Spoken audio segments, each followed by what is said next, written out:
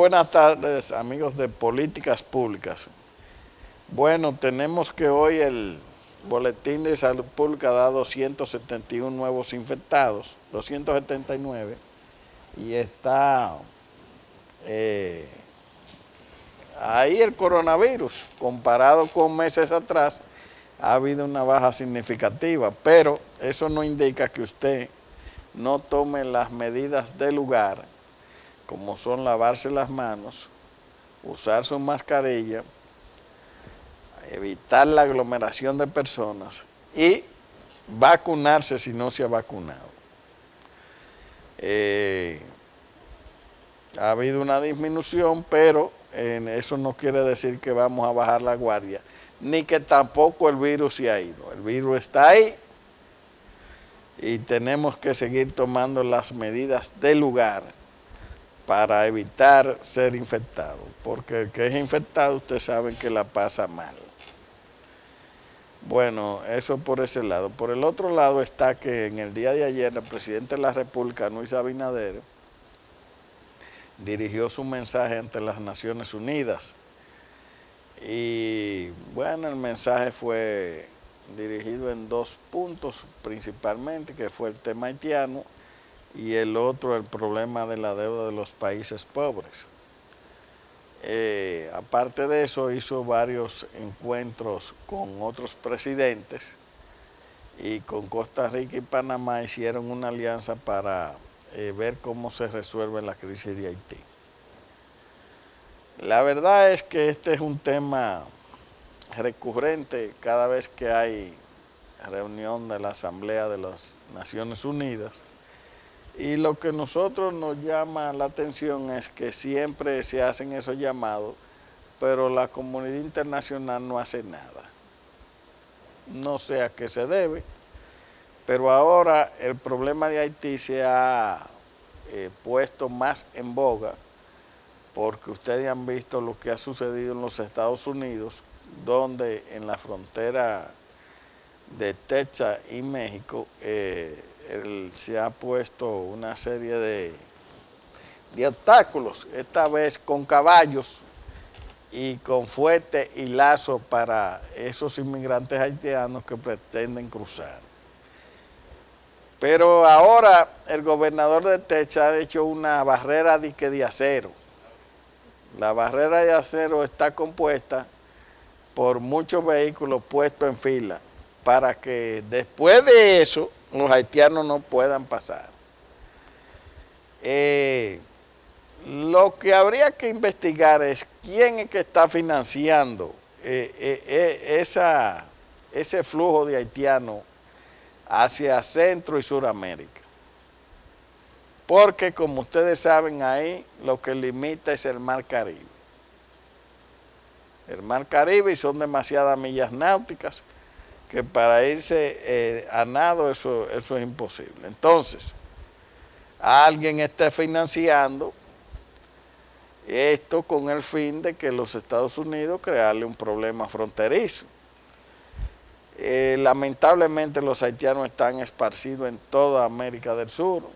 Hay haitianos en Chile, hay haitianos en Bolivia, hay haitianos en Brasil, hay haitianos en Ecuador, hay haitianos en Perú, hay haitianos en Colombia. Y alguien está financiando eso, porque sí sabemos que el gobierno haitiano hace tiempo que tiene como meta exportar haitianos. Ellos le dan facilidades de salir para que vayan a otros países. Cuando en realidad, señores, la deuda grande con el pueblo haitiano no la tienen los países de América, ninguno.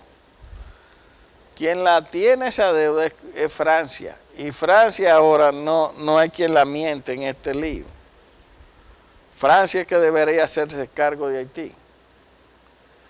Pero lamentablemente los franceses le han dado la espalda, o la cooperación es muy mínima, y ahí tenemos el problema. ¿Quién es el receptáculo el que más haitianos recibe y más problemas? O aquí, la República Dominicana. Sencillo, porque tienen una frontera que es terrestre, es de 300 y pico de kilómetros, y para ellos cruzar es muy fácil.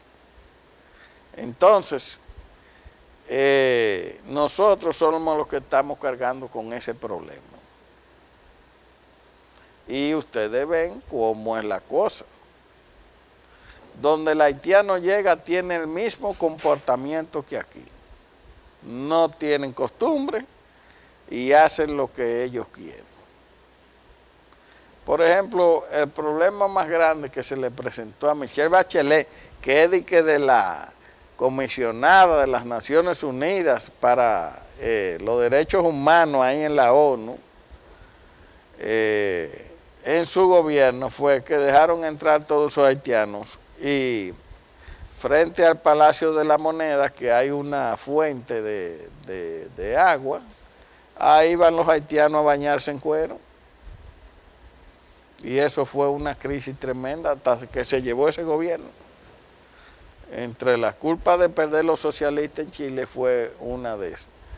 Bueno, pues ahora tenemos esos haitianos ocasionando problemas en todas partes. Y ahí en la frontera de Panamá y Colombia hay 19.000 haitianos. Y en un puerto cercano, porque esa es una frontera selvática muy peligrosa, se llama el Darién, entonces hay un puerto y ellos prefieren cruzar para Panamá en barco. Y eso está minado, lleno. Entonces usted coge en México y eso no tiene nombre. Pero eso alguien está financiando ese éxodo de haitianos. Alguien lo está financiando con el fin de hacerle daño a los Estados Unidos. Y así no se puede hacer la cosa. Así no puede ser. Bueno, ahora tenemos el problema de que los Estados Unidos ha decidido deportar. Por ejemplo, en el día de ayer había un autobús que iba a llevar a los haitianos a San Antonio, Texas, para ir montarlo en un avión. ¿Usted sabe qué hicieron los haitianos? Secuestraron el autobús y se mandaron. Nadie lo ha visto más. Y dejan el chofer del autobús amarrado ahí. Fíjense con qué tipo de personajes que estamos tratando. Entonces, el problema haitiano es un problema que ya se está convirtiendo en un problema de América Latina entero, no solamente de la República Dominicana, y que hay que enfrentarlo. Así como nosotros estamos aquí cansados, estamos hartos de tener tantos haitianos, que aquí hay haitianos de más. Así ahora están sufriendo los demás países de América el mismo problema. Aquí tenemos que, usted oye gente de los derechos humanos y la que sé yo qué, pero no se lo llevan para su casa. Yo no soy muy partidario de eso, porque el haitiano tiene unas costumbres que son totalmente contrarias al buen vivir de los ciudadanos. Por ejemplo, comparado con la República Dominicana, ellos tienen una cultura totalmente diferente. Y además de eso, los haitianos tienen un comportamiento totalmente diferente al dominicano. Por eso nunca va a ver usted de que un gobierno en Haití dirigido por un dominicano, ni aquí vamos a aceptar ningún haitiano dirigiendo nada. Eso no es verdad. De aquí en el 1844 lo expulsamos. Y ahora que han hecho una invasión pacífica, menos los vamos a aceptar. Porque no es que no tenemos la misma manera de comportarnos, ni el mismo idioma, ni la misma religión. Por ejemplo, ellos usan vudú y nosotros somos de la religión cristiana, católico o evangélico, pero no de que vudú. Ahora en Haití se ha instalado una serie de mezquitas, ahora de que son musulmanes, porque inventando cosas. Entonces eso no es país, eso es una cosa inviable que está ahí y que lamentablemente nosotros vamos a tener que enfrentar y seguir enfrentando. Tenemos una carga presupuestaria grandísima porque aquí tenemos que darle asistencia médica y asistencia en varios aspectos, pero ellos no entienden nada de eso. Entonces, este es un problema que lo ha planteado el presidente de la República en las Naciones Unidas y vamos a ver si las Naciones Unidas deciden enfrentar eso. El otro problema de Haití es, como yo le he dicho, es que es un país compuesto por más de 16.000 ONG. Cuando usted oye que dan ayuda, la ayuda llegan, pero inmediatamente las ONG le echan mano para robársela, porque no hay cosa más ladrona que esa clase civil haitiana y la clase dirigente haitiana. Eso es un problema serio, señor, serio, y que a nosotros nos toca una parte difícil de enfrentar. Vamos a ir a la primera pausa. Mira, okay.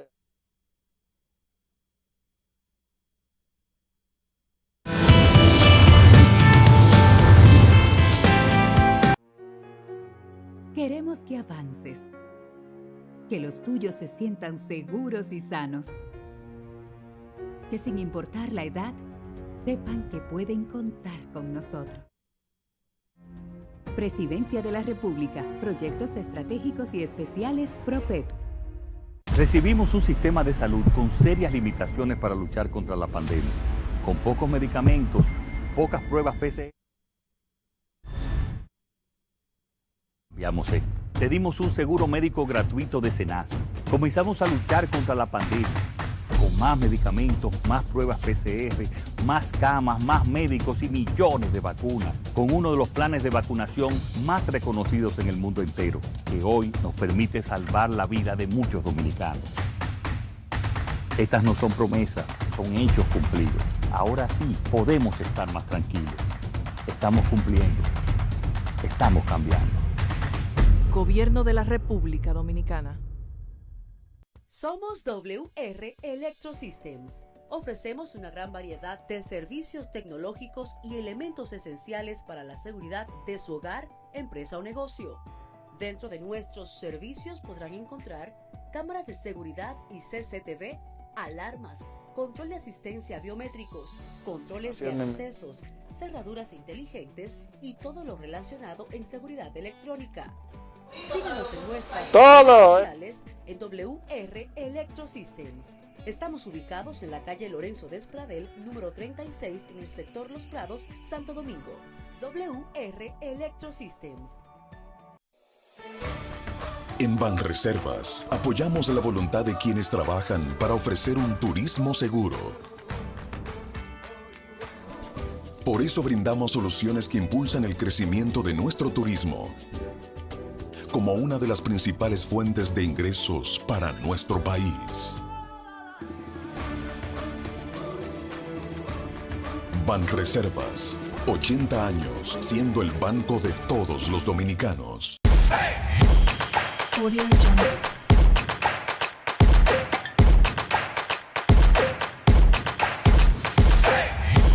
Audio Jungle.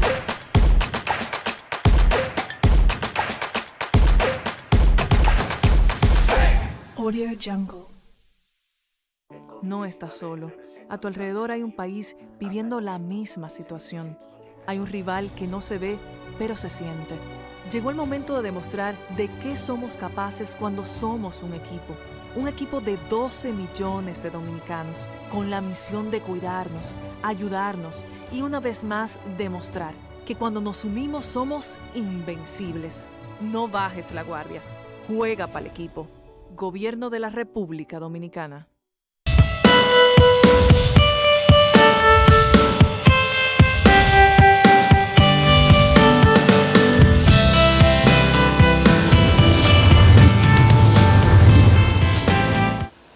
Bueno, continuamos con políticas públicas. Estábamos hablando en el segmento antes de la pausa del discurso del presidente de la República y vamos a ponerlo para que ustedes puedan apreciar ya en voz del mismo presidente sus propuestas, bastante interesante. Vamos adelante, señor director, con el discurso del presidente de la República, Luis Abinader. Pido a protocolo que acompañe a su excelencia.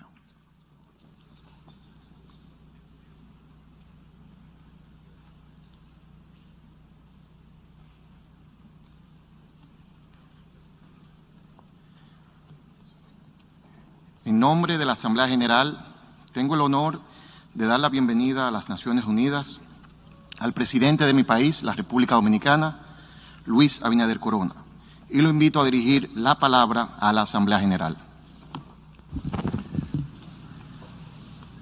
Presidente del 76º periodo de sesiones de la Asamblea General, Secretario General de las Naciones Unidas, distinguidos jefes de Estado y Gobierno, señoras y señores. Acercándonos al segundo aniversario del inicio de la peor catástrofe sufrida en casi un siglo, la humanidad aún no ha podido cerrar definitivamente este terrible episodio de la pandemia del COVID-19. A pesar de ello, venimos esperanzados a este foro con el objetivo de renovar y fortalecer los vínculos de cooperación y solidaridad como naciones fraternas. Esta comunidad de estados enfrenta enormes retos que solo pueden ser abordados efectivamente desde un multilateralismo renovado. En efecto, frente a la pandemia, la emergencia climática, la revolución tecnológica y la necesidad de articular un nuevo paradigma para el estado de bienestar, se requiere reforzar la unidad y la cooperación entre todas las naciones. Tenemos la responsabilidad histórica de dejar un mundo mejor al que encontramos, pero esto solo es posible si nos tomamos en serio la transición global hacia un nuevo modelo productivo, ecológico, sostenible, incluyente y equitativo, acorde con los objetivos de desarrollo sostenible de la Agenda 2030. Ese cambio solo es posible desde un esfuerzo global y multilateral que garantice el Estado de Derecho, los derechos humanos y el bienestar de todas las personas, sin dejar a nadie atrás. A pesar de este lamentable escenario creado por la pandemia, nuestro gobierno ha impulsado un plan de vacunación gratuito que ha sido exitoso. Con resultados a la vista y cifras elocuentes, el 57% de la población está completamente vacunada. Aproximadamente el 70% tiene al menos una dosis y más de un 10% de la población ya tiene una tercera dosis, con una letalidad de un 1.14%, siendo esta una de las menores del mundo.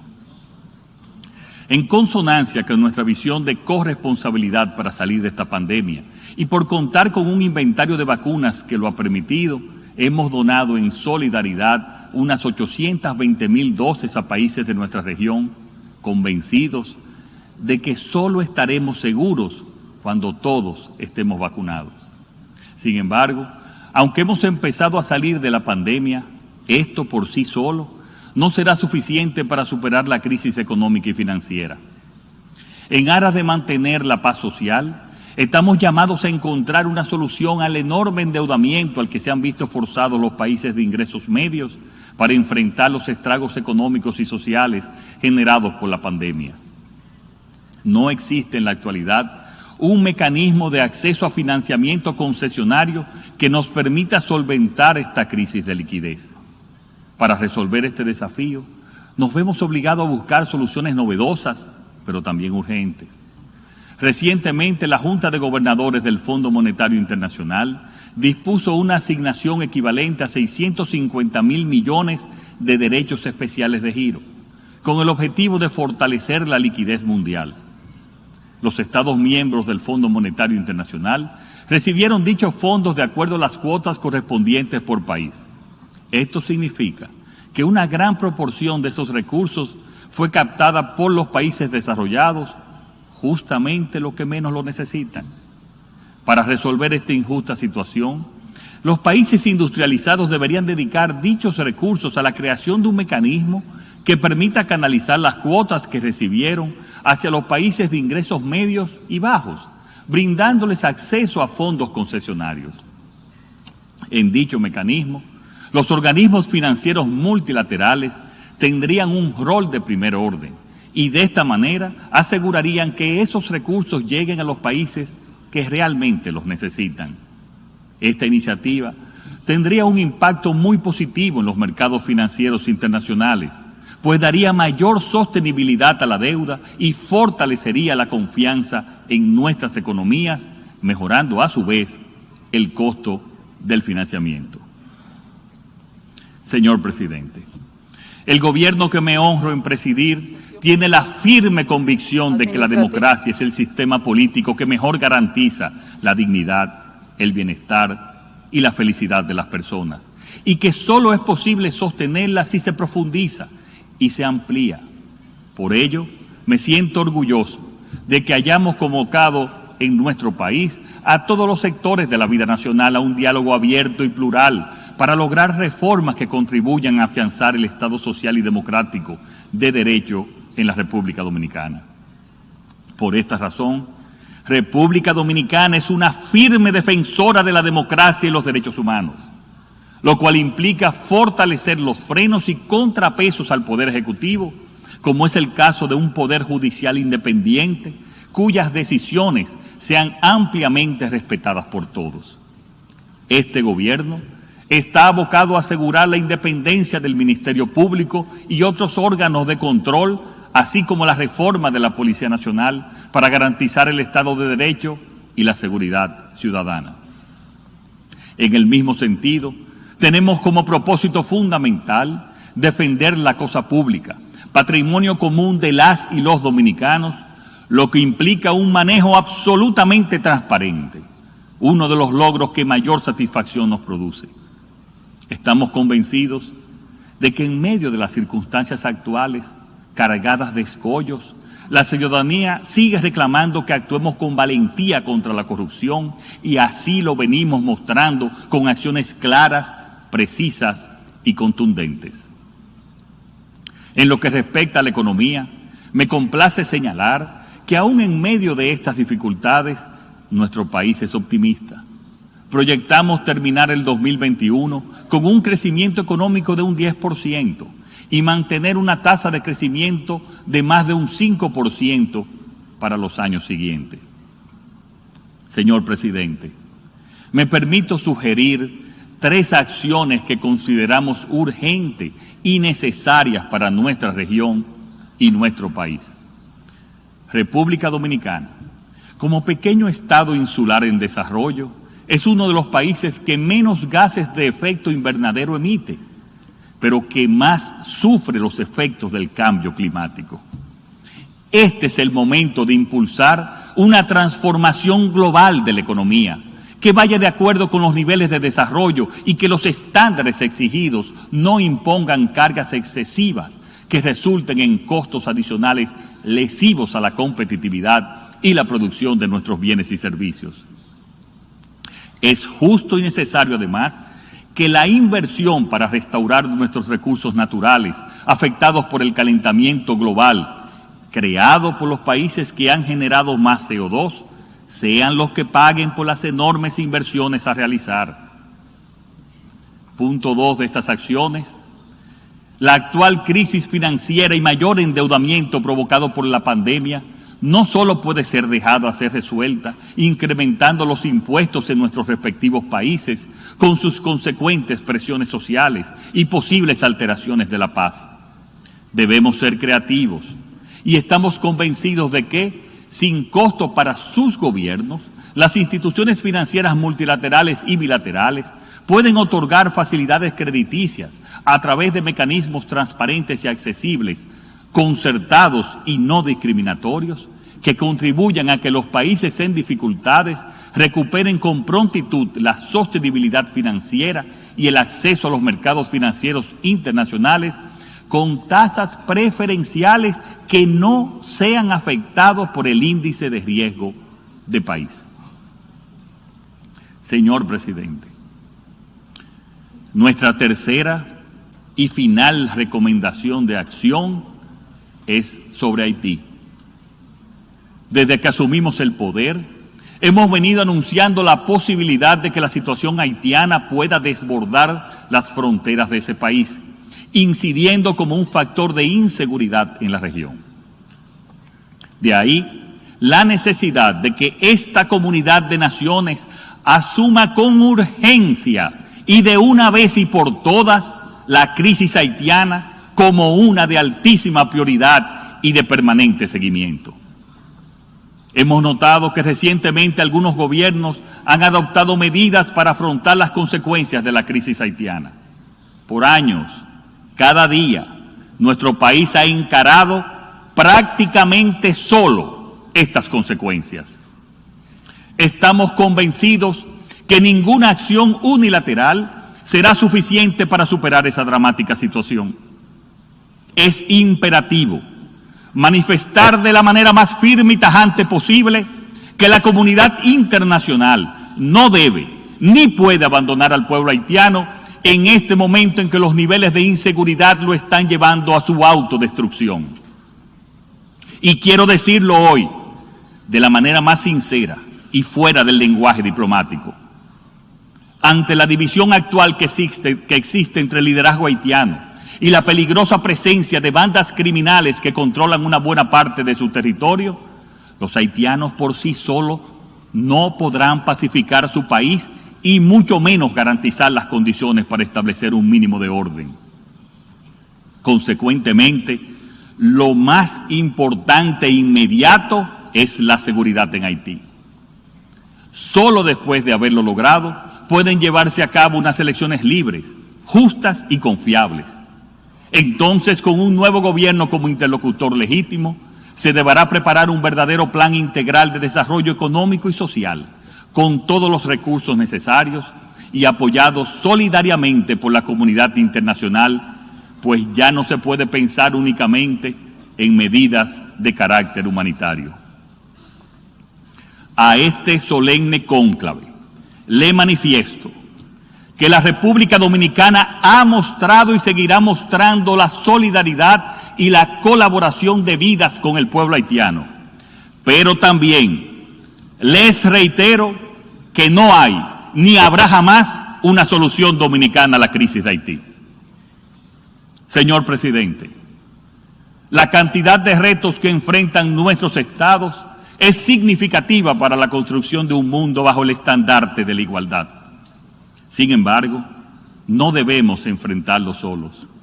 La integración y el multilateralismo son las vías idóneas para avanzar hacia la meta sin dejar a nadie atrás.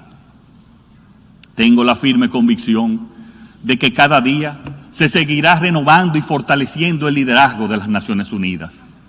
El Estado dominicano reafirma su compromiso con los principios fundamentales de la Carta de las Naciones Unidas: la paz, la dignidad humana, la justicia, el progreso social y la libertad. Avancemos con firmeza hacia un estado de bienestar renovado y más equitativo. No podemos fallarle a nuestros pueblos, no podemos fallarle a la historia. Muchas gracias.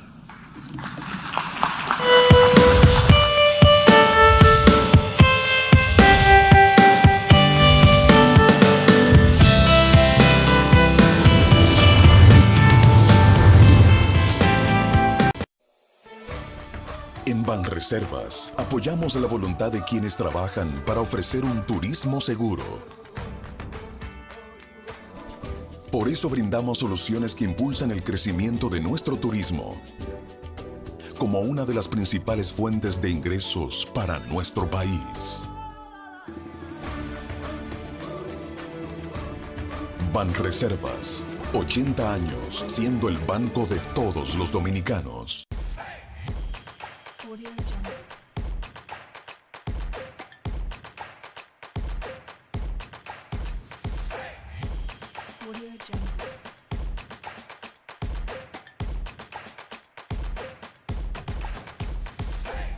Audio Jungle.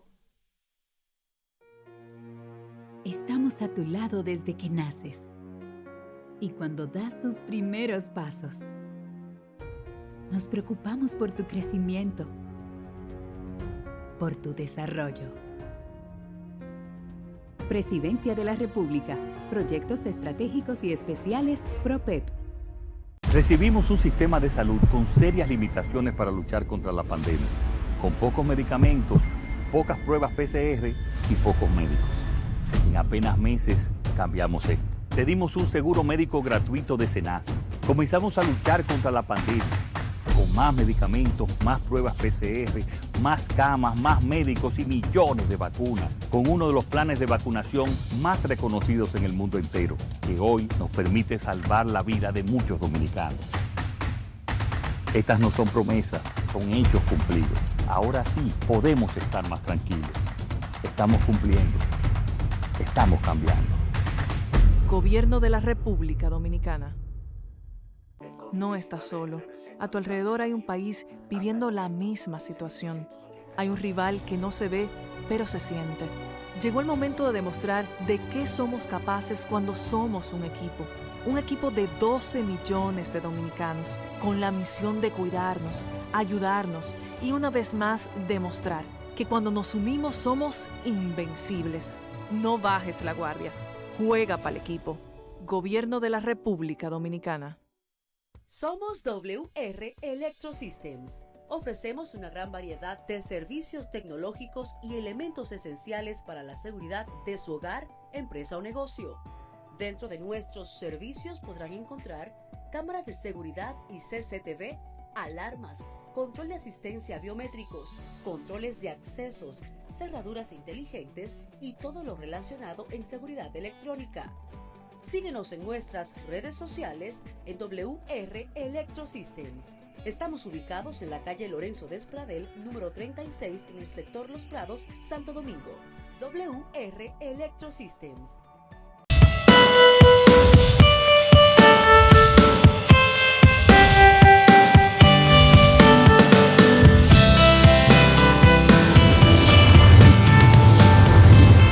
Bueno, continuamos con políticas públicas. Ahora tenemos nuestra invitada Gisela Romero, profesora. Ella es de la Dirección Central de la Fuerza del Pueblo y estuvimos conversando aquí hace 2 semanas y quedamos en una conversación pendiente y es ahora que ya se ha arrancado el año escolar, ¿cómo usted ha visto el inicio del año escolar? Buenas noches. No, buenas tardes. Son las 1, las 2. Buenas tardes. Buenas tardes al señor Andrés, al equipo de apoyo, a los amigos televidentes que ven este programa. Gracias por invitarnos, siempre estamos dispuestos a contribuir con lo que son las informaciones para el pueblo dominicano. Nosotros, como educadores, hemos visto que el año escolar, que tiene solamente 4 días, ha iniciado en todo el país. Las escuelas privadas han iniciado con mucho éxito, muchas, a pesar de que ya hemos visto que han habido escuelas que han tenido que cerrarla, planteles escolares, debido a la problemática del COVID. Eso es con respecto a lo que es la educación privada, porque esas personas supervisan y están monitoreando constantemente su población estudiantil. Con respecto a la población pública, hemos visto las quejas por los medios de comunicación de que hay muchas escuelas que todavía no estaban preparadas, pero el presidente, el ministro, inició el año escolar y lo que le auguramos mucho éxito. Hemos hecho algunas recomendaciones de lo que debe ser un año escolar con los éxitos que nosotros como dominicanos y como educadores queremos recoger, porque de lo que se trata es de que no haya fracaso. Si hay fracaso en el año escolar, también fracasa la sociedad dominicana, señor Andrés. O sea que lo que queremos es eso. ¿Cuáles son las recomendaciones que usted le haría al inicio, al ministro ahora. Sí, bueno, con respecto a las recomendaciones están relacionadas con lo que es la problemática mundial de la pandemia.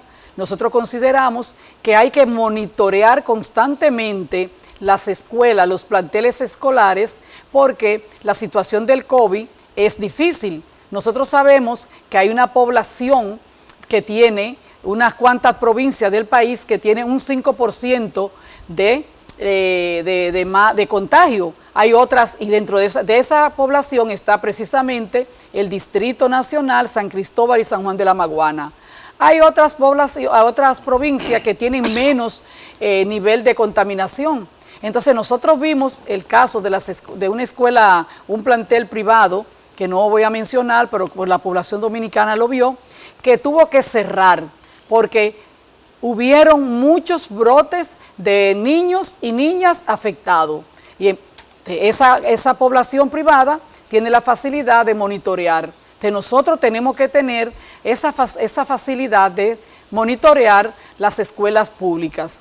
También con respecto a la infraestructura, que se pueda dar respuesta a esa población que está pidiendo, a esos planteles escolares que tienen dificultades, para que puedan intervenirse los arreglos físicos de esos planteles.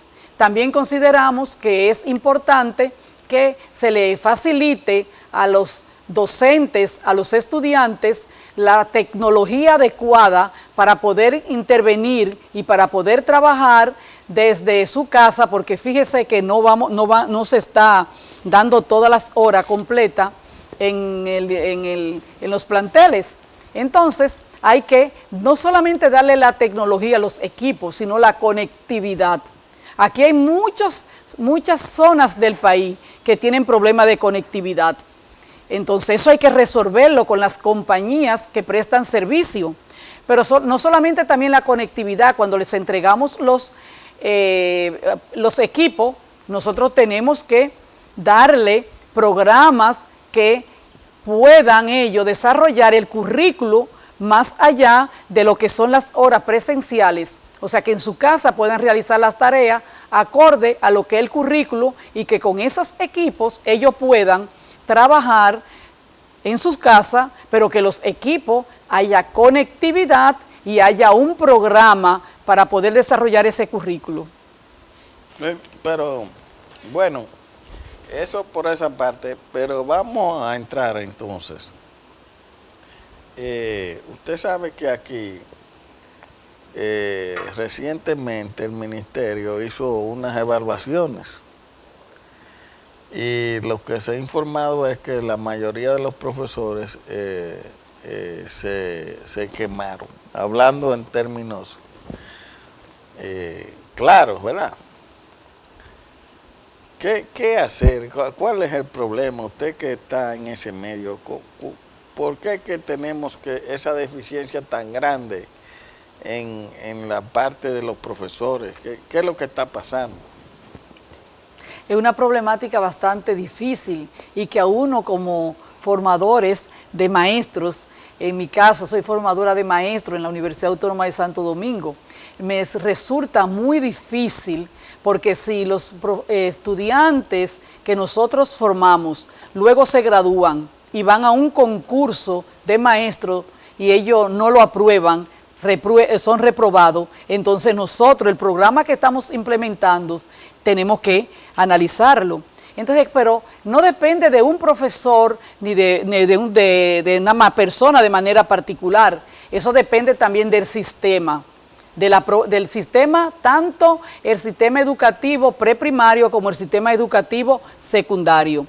Hemos dicho constantemente que es que los programas de maestro hay que irlo adecuando a las condiciones del tiempo, que esos programas se desarrollen con respeto al currículo, paralelo a lo que es el currículo. No es darle asignaturas, impartirle asignaturas que los estudiantes del magisterio vayan a los programas de las universidades solamente a recibir una asignatura.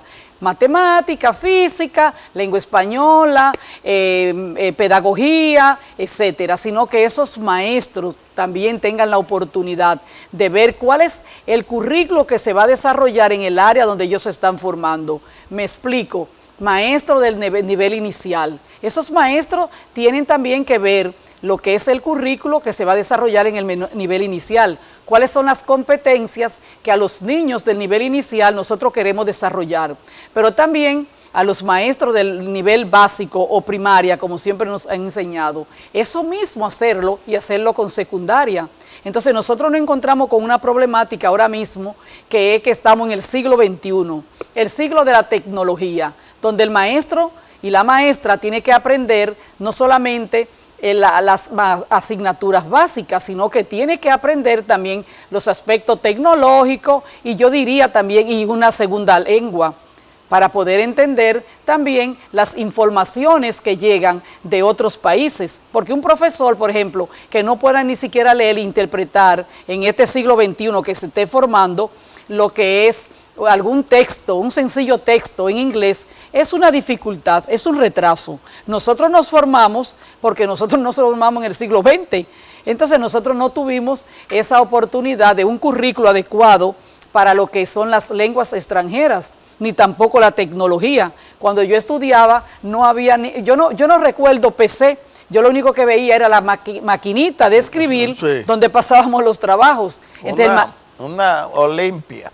Entonces los maestros ya eso no se ve.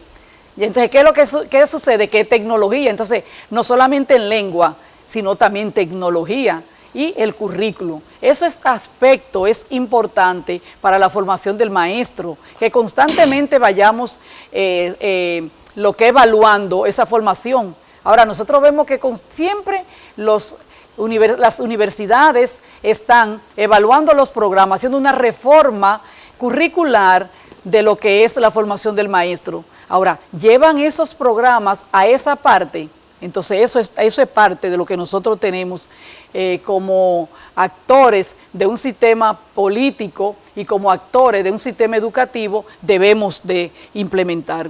¿Y usted no cree que hay que adecuar ya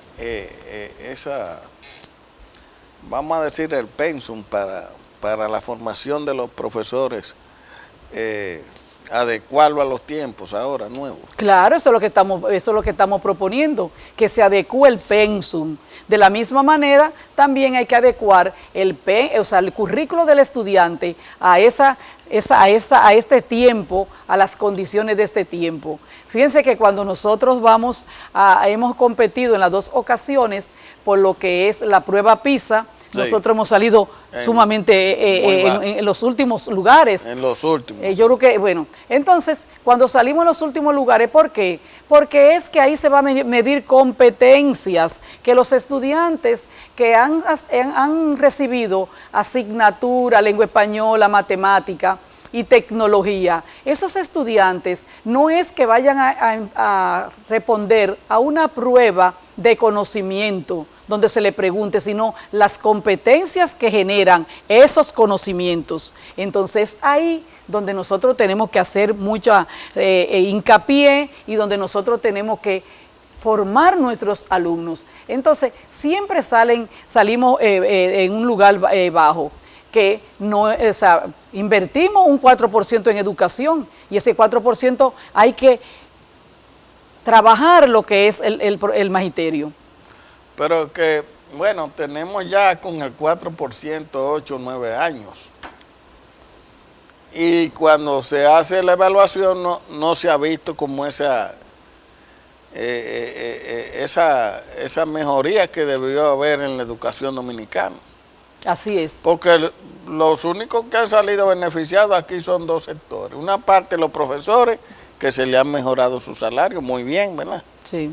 Y otros son los que son suplidores de materiales para la educación. Sí. Y los que se pusieron a construir escuelas. Pero después, en lo básico que es la formación del estudiantado, ¿verdad? No vemos esa mejoría. Entonces aquí hay que ver lo que vamos a hacer, porque no podemos seguir con eso.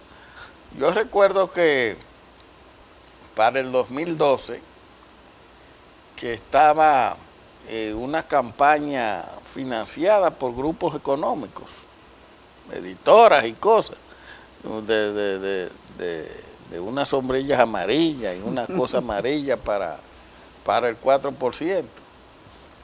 Y recuerdo que el doctor Leonel Fernández, siendo presidente en esa ocasión, dijo que el problema en la educación no era nada más de carácter de aumentar los recursos, que no era nada más eso. Y bueno, al pasar el tiempo, hay que darle la razón, porque ok, ahora hay recursos de más, hay de más. Entonces, ¿para qué ha servido? ¿Para qué? Entonces aquí tenemos que ver qué es lo que vamos a hacer, porque aquí hay un problema. Se está gastando demasiado. Eso es un problema para los que formulan el presupuesto todos los años, lo que se lleva el 4%. Pero ¿cuál es el beneficio? Aparte de la mejoría de los profesores, pero el beneficio del estudiante, de la formación del profesor. Tenemos que modificar el método, porque eso no está dando resultados. Así es. ¿Usted no cree? Sí, así es. Por ejemplo, fíjense que a la población... Que el 4% nada más es para la educación primaria. Sí. No entra nada de educación secundaria ni nada de eso. La preuniversitaria. La preuniversitaria, no la universitaria. Entonces, fíjense que yo pienso que el 4% que tenemos en la educación, tenemos que analizarlo a partir de estos 3 resultados que hemos tenido negativos. ¿Cuáles han sido? Todavía hay demanda inmediata, grande, de infraestructura en educación, es verdad, hay demanda. Otro aspecto, hemos tenido resultados negativos con respecto a nuestros profesores, a lo que hemos formado. Y hemos tenido los estudiantes, por otro lado, que han tenido resultados negativos con respecto a las pruebas internacionales y las pruebas nacionales. O sea que entonces, el 4% de educación, el análisis hay que verlo, si la inversión en esas áreas, en esos resultados que hemos tenido, que no son áreas, sino resultados, vamos a enfocarlo entonces, vamos a reenfocarlo de nuevo. Yo pienso que eso, así con el diálogo con usted, que ha salido a la luz sobre todo estas variables importantes en la educación o estos indicadores, entonces hay que analizar esa parte. Sí, claro que hay que analizarlo para tomar los correctivos. Sí. Porque lo que se quiere es que el país avance, sí. Y que tengamos estudiantes preparados y profesores. Bueno, eso por esta parte, pero mire, hay otro asunto que preocupa mucho con la educación, y es ya que en la parte, por ejemplo, universitaria, de la educación superior, las universidades internacionales se caracterizan y se miden casi siempre porque tienen una parte para la investigación y hacen muchas investigaciones y patentizan esos descubrimientos y esas investigaciones. Aquí no tenemos eso. Sí. Por ejemplo, ustedes la UAS, la más vieja de América, pero la UAS es un problema serio. Por ejemplo, se le da muchos recursos. Es verdad que tiene una gran cantidad de estudiantes, pero ¿qué ha patentizado la UAS últimamente? ¿Cuál es la investigación? ¿Qué se está invirtiendo en investigación en la UAS? Sí. Fíjese, las políticas universitarias descansan en 3 ejes: la docencia, la investigación y la extensión. Si bien es cierto que uno de los aspectos más negativos, uno de los aspectos negativos y que tenemos problemas y que hemos estado en la educación superior nosotros más retrasados con respecto a los países de Europa y otros países de América, como por ejemplo Chile, Argentina, y ni siquiera mencionar países asiáticos. Como decía la semana pasada, en el programa pasado, no podemos mencionar ni Corea, ni podemos mencionar a Finlandia, ni Singapur. Bueno, entonces con respecto a América, nosotros, esas tres políticas que integran la educación superior, aquí en la República Dominicana nosotros la hemos circunscrito solamente a los aspectos de docencia. Las universidades imparten docencia. Nosotros sabemos que hay universidades en este país que lo que es la investigación es muy escasa. Lo que es la extensión, ni decirlo. Ahora, con respecto a la Universidad Autónoma de Santo Domingo, que sí, sabemos que hay mucha precariedad en la universidad, pero tenemos muchas investigaciones. En la universidad hay muchas investigaciones. Y con respecto a la extensión también, la Universidad Autónoma de Santo Domingo es una de las universidades que más ha hecho trabajo en política de extensión. Están así que hay una vicerrectoría de extensión. Entonces, hay una vicerrectoría de investigación y posgrado. Entonces, nosotros se ha trabajado. Ahora, en términos no de la UAS, sino en términos del país. Sí. Yo pienso que ese es un trabajo, es un reto que le corresponde como órgano rector de las políticas universitarias a lo que es al Ministerio de Educación Superior, a la MESID, para que la MESID, y yo creo que Franklin García Fermín tiene muy buena disposición por toda la experiencia de un rector, de un académico de la Universidad Autónoma de Santo Domingo, de juntar a las universidades y comenzar a hacer una propuesta, ahora que se está hablando tanto de lo que son las reformas, hacer una reforma universitaria, donde los ejes principales de esa reforma universitaria sean sus propias políticas, extensión, docencia, investigación, porque es verdad, el Ministerio de Educación ha trabajado siempre con los rediseños de los currículos de las universidades. Pero como que en la política de extensión se ha quedado un poquito rezagada, en las políticas de investigación también. Sí. O sea, siempre se circunscriben en lo que es la política de docencia.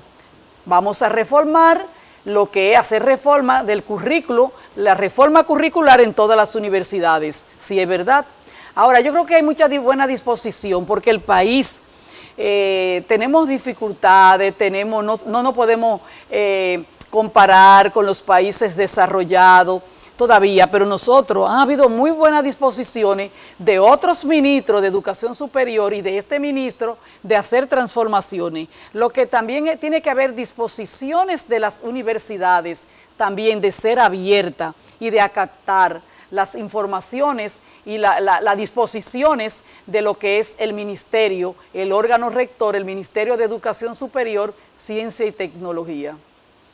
Bueno, finalmente, díganos la fuerza del pueblo, ¿qué es lo que está planteando? Hace rato que yo quería que usted me hablara de la fuerza del pueblo.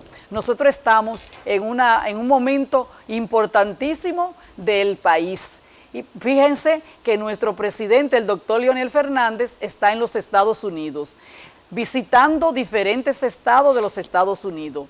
Ahora mismo el presidente está en Nueva York, donde ha inaugurado el Foro Global Internacional Latinoamericano y del Caribe, con varios expresidentes de Latinoamérica, entre ellos Laura Quinquilla, expresidente de Costa Rica, Lago, el caso con el secretario de la Organización de Estados Americanos, Almagro, y entonces en ese foro es para discutir diferentes políticas de América Latina. Por ejemplo, el presidente le va a tocar discutir la política fiscal y también el presidente ha juramentado muchos militantes, muchos aspirantes de diferentes partidos en Estados Unidos. Por ejemplo, 4.500 nuevos militantes en los Estados Unidos.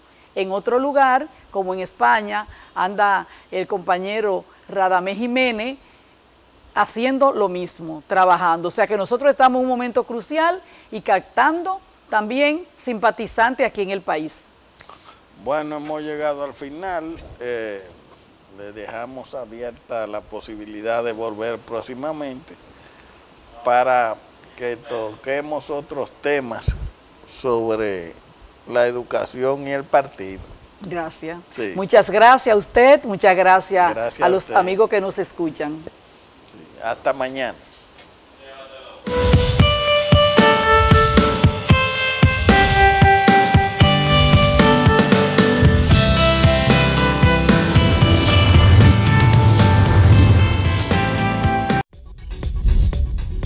Usted está viendo un canal libre.